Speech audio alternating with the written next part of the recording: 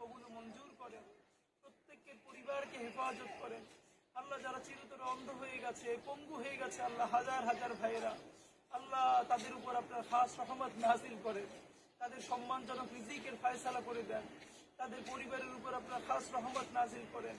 আল্লাহ আমরা জাতি হিসেবে যেন আল্লাহ বাংলাদেশ রাষ্ট্র যতদিন টিকে থাকে ততদিন যেন আল্লাহ আমাদের এই শহীদ ভাইদেরকে সর্বোচ্চ সম্মান জানিয়ে আল্লাহ আল্লাহ তাদের কোরবানির বিনিময়ে একটা ইনসাফের রাষ্ট্র কায়েম করতে পারি, সেই তৌফিক আপনি আমাদেরকে নসিব করেন। ইয়া আল্লাহ শহীদদের পরিবারগুলোকে আপনি কবুল ও মঞ্জুর করেন। আল্লাহ আমরা আমাদের যে ভাইয়েরা আমাদেরকে উত্তরসূরি হিসেবে রেখে গেছে, আমাদেরকে তাদের যোগ্য উত্তরসূরি হিসেবে কবুল ও মঞ্জুর করেন। রব্বানা তাকাব্বাল মিন্না ইন্নাকা আনতাস সামিউল আলিম ওয়া তুব আলাইনা ইন্নাকা আনতাত তাওয়াবুর রহিম। আলহামদুলিল্লাহি রাব্বিল আলামিন।